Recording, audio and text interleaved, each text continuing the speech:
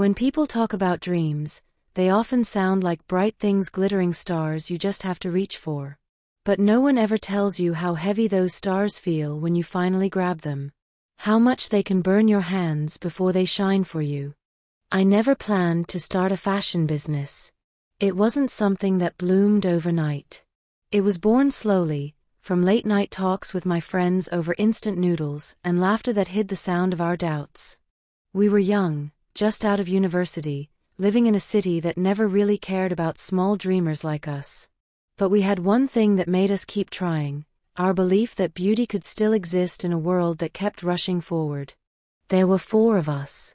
I won't name them, they know who they are. They're the kind of people who filled my days with ideas, chaos, and colors. We didn't have much money, but we had passion. And sometimes, when the nights were long and our hands were tired from sketching designs on cheap paper, passion was all we needed to feel alive. It started one rainy evening. The city was glowing with lights, and everything felt a little too big for us. We were sitting in my small apartment, surrounded by pieces of fabric and second-hand mannequins we bought online. My living room looked like a creative explosion, thread spools on the floor, sketches taped on the wall, the smell of coffee and ambition mixed in the air. "We should do it," one of my friends said, her eyes gleaming. "Let's start our own fashion brand." The words felt dangerous and beautiful at the same time. I laughed, half in disbelief, half in fear. Do you even know what that means? Rent, equipment, marketing, production, it's not that easy. But the idea refused to leave the room. It hovered between us like a small spark that refused to die out. We talked about it for hours, making lists, drawing dreams, and by midnight, we decided. We would start small. Handmade pieces. Streetwear meets art. A brand that told stories through clothes. That night, our fashion brand was born, not on paper, but in our hearts. Starting a business in a modern city is like running barefoot on glass. The city doesn't wait for anyone. Rent was high, investors were cold, and people only cared about big names. We were just a few young dreamers with needles and thread, trying to stitch our names into a world already overflowing with them. We found a small studio space, tiny, dimly lit, but ours. The first few weeks were magical. Every morning, we'd open the door and breathe in the smell of fabric, paint, and hope. We'd argue about designs, play music while we worked, and stay up late planning collections we couldn't afford to make. Then reality hit. The suppliers demanded deposits we didn't have. Our first photo shoot failed because the rented camera broke. Orders got delayed. People promised to help but disappeared when we couldn't pay them. I remember one night when the 4 of us sat in the studio, exhausted, broke, and silent. We didn't even need to talk. The pain was written on all our faces. Still, we didn't give up. Every obstacle became a stitch in our story. We started selling online, using recycled fabrics, shooting our own photos on our phones. We designed clothes that carried emotions, hope, resilience, rebellion. And slowly, people began to notice. Our first big break came when a local influencer wore one of our jackets. It wasn't planned, she found it through a friend and posted a picture. Overnight, our social media exploded. Orders poured in, messages flooded our inbox, and for the first time, we felt seen. We celebrated that night, dancing around the studio, eating cheap pizza, and laughing until our stomachs hurt. It wasn't just about the sales, it was about validation. Proof that our dreams weren't foolish after all. But success is a tricky thing. It shines too bright sometimes, and you forget to look down. The more we grew, the more responsibilities came. Deadlines, production demands, endless paperwork. I started sleeping less, worrying more. My friends and I argued over creative directions, finances, and designs. The same passion that once united us began to divide us. I remember the day everything started to change. We had a meeting with a big investor who was interested in partnering with us. It was supposed to be a dream come true. But during the meeting, the investor made an offer that didn't sit right with me. He wanted to own half of our brand in exchange for funding. My friends saw opportunity. I saw a trap. We argued after the meeting. The voices that once laughed together now turned sharp. Words we didn't mean cut deep. I accused them of selling our dream. They accused me of holding us back. That night, I walked out of the studio, the rain falling hard on my shoulders, feeling like the city itself was crying with me. Days turned into weeks. We still worked together, but the warmth was gone. The silence between us grew heavy. I tried to hold everything together, but cracks kept widening. One friend stopped showing up. Another started working on side projects. I wanted to fix it, but I didn't know how. Our second collection launched late, and the response was weaker than before.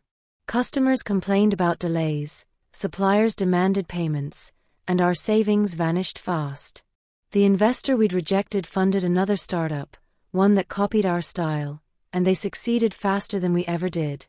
It broke us. The passion that had once burned bright now felt like ash. I remember standing in our studio late one night, staring at the scattered fabrics and sketches on the table. Everything that once felt alive now looked empty. One of my friends came in quietly. We didn't talk. She just sat beside me, tears in her eyes. That silence said everything. Our dream was falling apart, and we didn't know how to save it. Eventually, we decided to take a break, just for a while, we said. But deep down, we knew what that meant. It wasn't a break. It was the end of something beautiful. We packed up the studio together. Each piece of fabric we folded felt like closing a chapter.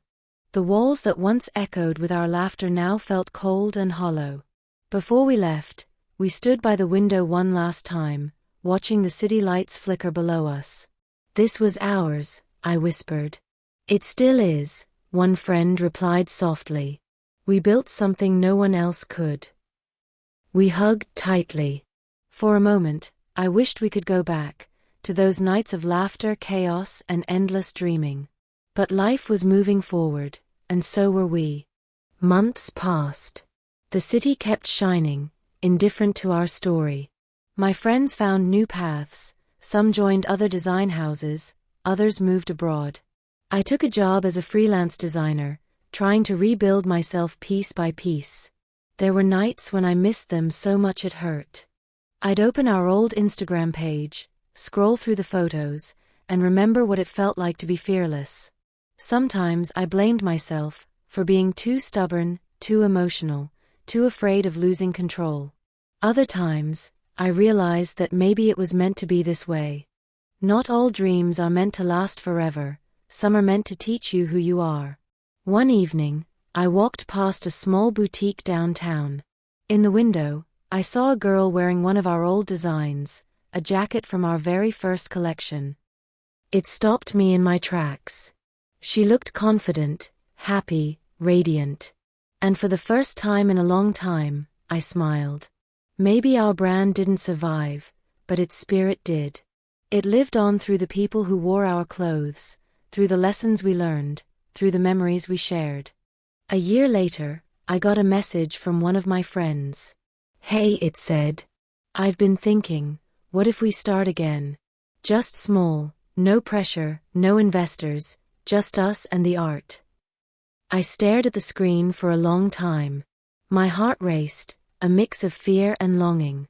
I thought about the nights of exhaustion, the tears, the failures, but also the laughter, the beauty, the feeling of creating something together. And I said yes. We met again, older, wiser, but still carrying that same spark. We didn't have a studio this time, just a coffee shop table and a few sketches. But the energy returned, gentle and real. We decided to create one small capsule collection, limited pieces, handmade, telling stories of resilience. We didn't care about fame anymore. We cared about meaning. As we sewed the first new sample, I felt something shift inside me. It wasn't just about fashion anymore, it was about connection, about healing, about rediscovering who we were when we dared to dream. Now, as I write this, I'm sitting by the window of my small apartment, looking out at the glowing city skyline. Our new collection launches tomorrow. It's not grand, it's not perfect, but it's honest. Every stitch carries a memory.